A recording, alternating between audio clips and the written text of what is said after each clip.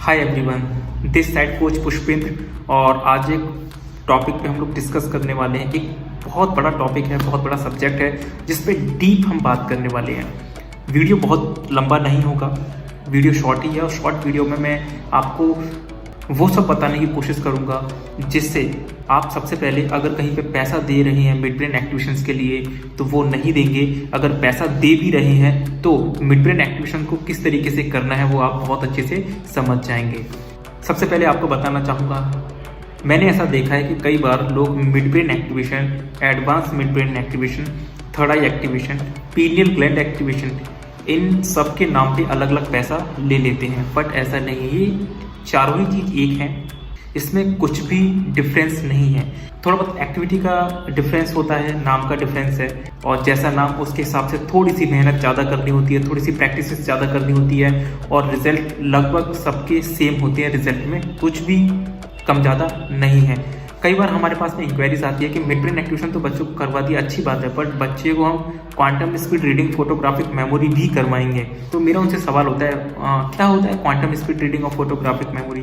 तो उनका कहना होता है कि बच्चा फ्लिप करके इस तरीके से बताएगा कि बुक के अंदर क्या है, या फिर बच्चे का मेमोरी बहुत अच्छा हो जाएगा, फोटोग्राफिक मेमोरी से स्पीड बढ़ जाएगी।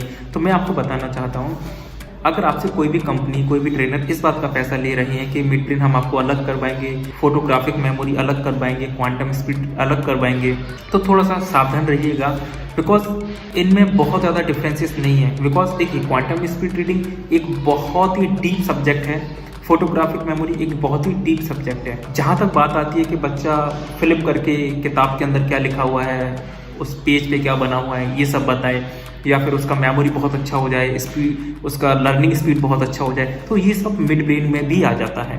तो जब मिड ब्रेन में ये सारे रिजल्ट्स मिल रहे हैं तो क्यों अलग अलग चीज़ का पैसा देना। हाँ, मेरा मानना ये है कि पहले आप मिड ब्रेन एक्टिवेशंस में कदम रख रहे हैं, उस फील्ड में जाना चाहते हैं, ट्रेनर बनना चाहते हैं, एक बहुत बड़ा मार्केट है, आपको ज़रूर करना चाहिए। मैं खुद रिकमेंड करता हूँ, मैं खुद भी ट्रेनिंग्स वगैरह उनकी देता हूँ और लोगों से बोलता हूँ एक अच्छा काम है, आपको करना चाहिए। बट सबसे पहले एक सब्जेक्ट में आप मास्टरी लीजिए। सबसे पहले मिड ब्रेन एक्टिवेशन में बहुत ज़बरदस्त आप मास्टरी लीजिए। जब आप मास्टरी लेंगे तो आपको पता चलेगा कि वहीं से आप ESP भी करा सकते हैं, फोटोग्राफिक मेमोरी भी करा सकते हैं, क्वांटम स्पीड रीडिंग भी करा सकते हैं। अगर आपको एक अच्छा ट्रेनर मिलता है तो आपको अलग अलग पैसा नहीं देना है। और अगर आप बहुत अच्छे से इसको समझ जाते हैं, ट्रेनिंग को समझ जाते हैं, ये किस तरीके से ब्रेन पे इफेक्ट करती है या किस तरीके से डेवलपमेंट करती है, तो आप खुद से आगे ट्रेनिंग्स बना सकते हैं। सो सबसे पहले एक सब्जेक्ट पे जाइए, एक सब्जेक्ट मास्टर लीजिए, उसके बाद में अगर आप चाहें तो फोटोग्राफिक मेमोरी और क्वांटम स्पीड रीडिंग और ESP वगैरह भी कर सकते हैं। ये बात का है, बिकॉज हमने ये देखा है कि बच्चों के अंदर मिड ब्रेन से ही इतना अच्छा रिजल्ट आ जाता है कि पेरेंट्स उस ओर नहीं जाते हैं, फिर भी करवा सकते हैं एक, बट वो बहुत एक लंबी प्रोसेस होती है। तो मैं यहाँ पे बोल रहा था कि मिड ब्रेन एक्टिवेशंस जब आप करते हैं, इस फील्ड में जब आते हैं, तो बहुत सारे लोग आपको सपने दिखाते हैं, बहुत सारी कंपनी सपने दिखाती हैं कि जब आप इस फील्ड में आओगे तो इतना पैसा कमाओगे, आप साल का 25 लाख, 36 लाख, एक महीने का 2 लाख, 3 लाख, 5 लाख, इस तरीके से कमाएंगे पैसा। बट आप देखिए कि मिड ब्रेन एक्टिवेशन ट्रेनर्स जो है आज इंडिया के अंदर कितना पैसा बना पा रहे हैं, कितना पैसा बना रहे हैं, ये आपको समझना है। ऐसा नहीं है कि वो पैसा नहीं बना सकते, ऐसा नहीं है कि वो लाइफ में ग्रोथ नहीं कर सकते, बट एक गलत डायरेक्शन उनको दिया गया है। उनको ये बताया गया कि आपको ऑफलाइन आपको क्लासेस लेनी है। ऑफलाइन अगर कोई भी पर्सन शुरुआत में उसने फ्रेंचाइजी लिया, किसी कंपनी से सीखा मिड ब्रेन एक्टिवेशन क्या होता है, और उसने काम को स्टार्ट किया वहाँ पे, और उसने लाख रुपए का इन्वेस्टमेंट किया। लाख रुपए का इन्वेस्टमेंट करने के बाद उसने एक एरिया में फ्रेंचाइजी ओपन की। अब उसको रॉयल्टी भी हर महीने देना है अगर किसी का फ्रेंचाइजी लिया है तो। अगर रॉयल्टी नहीं भी देना है तो अगर एक जगह उसने इन्वेस्टमेंट कर दिया, उसने सेंटर ओपन कर दिया, तो उसके पास जो बच्चे आएंगे वो कितने दूर के बच्चे आएंगे, 10 किलोमीटर, 15 किलोमीटर, उससे दूर के बच्चे उनके पास में आने वाले नहीं हैं। इसी कारण से एक ट्रेनर, मिड ब्रेन ट्रेनर जिसकी मार्केट में इतनी डिमांड है, वो स्ट्रगल करता है।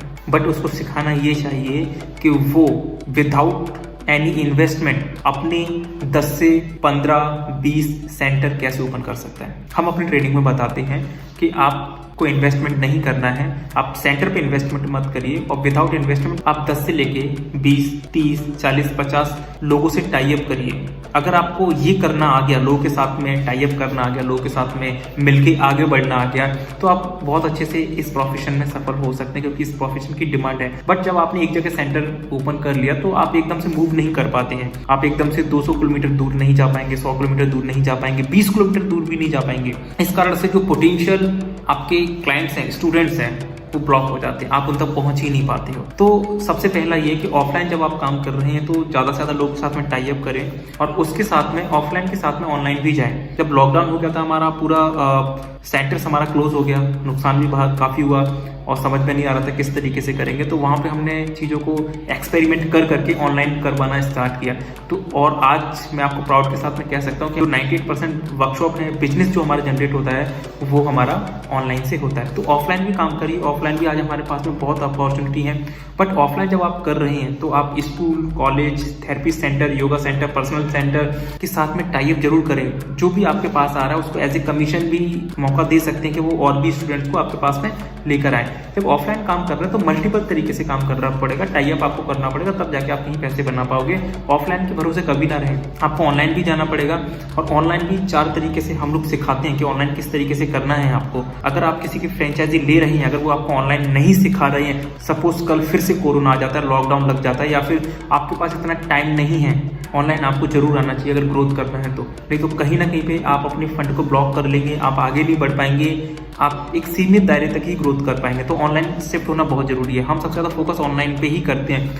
ऑनलाइन के अलावा आपके पास में राइट्स भी होने चाहिए। अगर ग्रोथ करना है तो एक फ्रेंचाइजी मॉडल पे आप काम करो, आप कोई कंपनी स्टैब्लिश करो, कोई संस्था आप स्टैब्लिश करो और एक अच्छा सा फ्रेंचाइजी मॉडल आप तैयार करें और उसके साथ में एक अच्छा सा रॉयल्टी आप डिसाइड करें कि जब मैं फ्रेंचाइजी दूंगा तो क्या रॉयल्टीज रहेगा, और वो फ्रेंचाइजी भी आपके साथ में चीट ना करें, आपके साथ में कनेक्टिविटी उनकी बनती रहे और आप फ्रेंचाइजी को ग्रो करवाएं और जिससे कि रॉयल्टी आपको अच्छा मिले, ये भी बहुत ज़रूरी है। इसके साथ में रीसेल मॉडल पे आज दुनिया भर, देश भर में लोग काम कर रहे हैं और रीसेल मॉडल में बहुत ज़्यादा पैसा है। उसके अलावा ऑटोमेशन, बहुत सारे ऐसे लोगों को हमने देखा है कि जिन्होंने फ्रेंचाइजी ले लिया या मिड ब्रेन स्टार्ट भी कर दिया, बट उनके पास समय नहीं है क्योंकि एकदम से पैसा नहीं आता, तो वो कहीं ना कहीं एंगेज है किसी दूसरी जॉब में। तो मैं बोलता हूँ कि एक ऐसा सिस्टम भी आपको पता होना चाहिए जिसके माध्यम से आपके पास समय हो या ना हो, फिर भी आपके पास में रेगुलर पैसा आता रहे। तो मिड ब्रेन एक्टिवेशंस में इस कारण से लोग असफल हो जाते हैं। हमारे पास जब इंक्वायरीज आती हैं तो उनका कहना होता है कि पहले यहाँ पे सेंटर था मिड ब्रेन एक्टिवेशन का, कुछ दिन चला भी, बट उसके बाद में पता नहीं वो कहाँ चले गए। तो ऐसी चीज़ें होती हैं, बिकॉज ऐसी चीज़ इसलिए होती है क्योंकि वो अपने आप को स्टेबल नहीं कर पाते हैं, क्योंकि इनकम नहीं होगी तो कैसे आप कोई भी सेंटर को रन कर पाएंगे, सैलरीज भी देना है, मेंटेनेंस भी, बहुत सारी चीज़ें हैं। तो ये 2-4 चीज़ें आपको पता होना चाहिए। बाकी मैं आपको बताना चाहूँगा mid brain third eye activation या माइंड प्रोग्रामिंग और ब्रेन डेवलपमेंट का जो काम है उसका टारगेट ऑडियंस बहुत बड़ा है। कम से कम 20 करोड़ से ज़्यादा बच्चे हैं, लोग हैं जो आपका इंतजार कर रहे हैं। बट सही अगर आपको कोई गाइड करने वाला है और इन 5-6 तरीके से अगर आप काम कर सकते हैं, मतलब एक ही प्रोडक्ट है उसको 5-6 तरीके से जब लोगों के सामने आप लेके जाएंगे तो आपको कभी भी स्टूडेंट्स की कमी नहीं होगी, क्लाइंट्स की कमी नहीं होगी। और इसके साथ में 1-2 चीज़ें ऐसी भी हैं जो आपको स्टार्ट जरूर करना चाहिए, जिससे आप किसी भी स्टूडेंट को, एडल्ट को, पेरेंट्स को एक लाइफ टाइम वैल्यू दे पाओ, जिससे वो लाइफ लॉन्ग आपके साथ में कनेक्ट रहें और आपको रेफरेंसेस देते रहें। ये बहुत इंपॉर्टेंट है। तो ये छोटा सा मैसेज मैंने आपको दिया। अगले वीडियो में कुछ और भी चर्चा करूंगा। एक रैंडमली मेरे दिमाग में आया जब मेरे पास ऐसे सवाल आते हैं या फिर मुझे ऐसा कुछ दिखता है, तो मुझे लगा कि चलो इसके ऊपर एक वीडियो बना देते हैं। आप चाहें तो हम लोग ये सारी चीज़ें करवाते हैं। अगर आप चाहें तो हमारी टीम से भी कांटेक्ट कर सकते हैं, कनेक्ट हो सकते हैं, ट्रेनिंग ले सकते हैं और बहुत अच्छा रिस्पॉन्स मिल रहा है। आप लोगों का प्यार बहुत अच्छे से मिल रहा है। जब भी आप इस फील्ड में आगे बढ़ना चाहें तो इन बातों पर थोड़ा सा गौर करें जो मैंने आपको बताई हैं। और याद रखिए, देखिए प्रोडक्ट ऐसा कुछ होता नहीं है। अगर एक अच्छा ट्रेनर आपको ट्रेंड करता है तो आप बहुत अच्छा ट्रेनर बन सकते हैं। आपको किसी भी प्रोडक्ट की बहुत ज़्यादा नीड नहीं है कि आपके पास में ये होना चाहिए, वो होना चाहिए। सिर्फ आपको ये पता होना चाहिए कि ब्रेन किस तरीके से काम करता है, ब्रेन को किस तरीके से ट्रेन करना है। अगर आपको ये समझ में आ गया तो एक बहुत अच्छे ट्रेनर आप बन सकते हैं और लाइफ में बहुत अच्छी ग्रोथ आप कर सकते हैं। तो अगर आप हमारी ट्रेनिंग अटेंड करना चाहते हैं, हमारे साथ में कनेक्ट होना चाहते हैं और ये सब सीखना चाहते हैं तो आप हमारे साथ में भी कनेक्ट हो सकते हैं। अगर कहीं और से भी आप फ्रेंचाइजी ले रहे हैं या फिर सीख रहे हैं तो मेरी तरफ से बहुत बहुत शुभकामनाएं आपको। बट कुछ बातों का आप गौर करिएगा, जब भी आप करें तो डिस्कस कर लीजिएगा, जिससे कि आपको बहुत अच्छी ग्रोथ मिले। निश्चित तौर पे सभी लोग बहुत अच्छा ही सिखाते हैं, बहुत अच्छी फील्ड है, बट आप मिसगाइड ना हो और सही तरीके से आप आगे बढ़ते रहें, बस मैं यही चाहता हूँ। Thank you.